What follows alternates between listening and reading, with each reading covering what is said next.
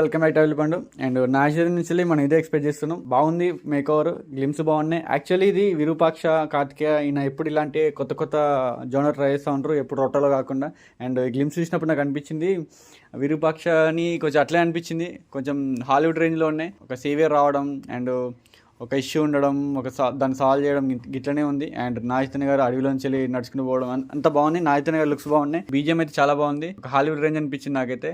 And మనం ఇందులో చూడాల్సింది ఏంటంటే, ఫస్ట్ దీనికి హైప్ ఎట్లా వస్తుందంటే Karthik Dandu garu and Karthikeya blockbuster, Virupaksha blockbuster, Virupaksha రూట్లోనే వెళ్తారు అనిపించింది. ఒక సస్పీషియస్గా దాని గురించి బాగా తీసారు, కానీ ఇది అర్థం కావట్లేదు, ఇంకా స్టిల్ అర్థం కావట్లేదు. ఒక సైకాలజికల్ థ్రిల్లర్ అనిపిస్తుంది నాకైతే. మనం చూసిన గ్లిమ్స్లో చూసినప్పుడు డయాగ్రామ్ వేసినప్పుడు లోపల నుంచి వెళ్ళి ఒక డయాగ్రామ్లో ఏమనుకుంటే ఏమేస్తా ఉంటే అదే లోపల నుంచి బయటికి రావడం, ఇది ఒక సైకలాజికల్గా ఒక కొత్తగా అనిపిస్తుంది కాన్సెప్ట్ అయితే.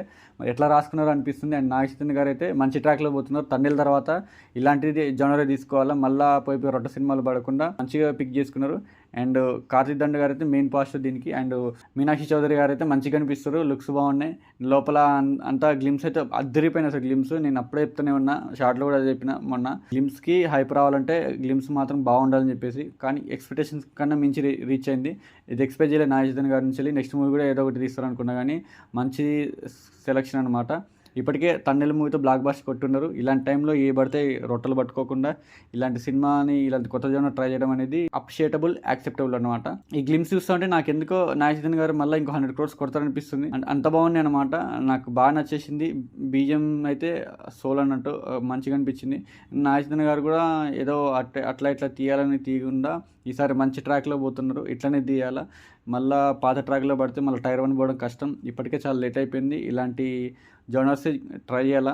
కమింగ్ టు డైరెక్టర్ గారు, కార్తికేయతో కొట్టిరు, నెక్స్ట్ విరూపాక్షతో కొట్టిరు, ఈసారి మాత్రం మళ్ళా కొడతారు పక్కా షూర్. ఏదైతే మెయిన్ అయితే నేను ఈయన మీద ఎక్కువ ఎక్స్పెక్టేషన్ పెట్టుకున్నాను అనమాట. సో ఎక్స్పెక్టేషన్ సాటిస్ఫై అయినాయి అంటే ఎస్ అయినాయి. గ్లిమ్స్ చాలా బాగుంది. ఇది కొంచెం కొత్తగా సైకాలజికల్ థ్రిల్లర్ అయ్యేలా అనిపిస్తుంది. టీఎఫ్ఐలో కొంచెం కొత్తదనం తెస్తుంది అనిపిస్తుంది. A new genre for hour kind of TFI. ఇలాంటివి మనం ఎక్స్పెక్ట్ చేస్తాం అనమాట. అది మీకేమనిపించింది కింద కామెంట్ చేయండి. నాకైతే నాగచైతన్య గారు మంచి ట్రాక్లను పోతున్నారు, మంచిగా వచ్చినాయి గ్లిమ్స్ అయితే. నాకైతే బాగా నచ్చింది. మీకేమనిపించింది కింద కామెంట్ చేయండి. Love you all, signing off, by by.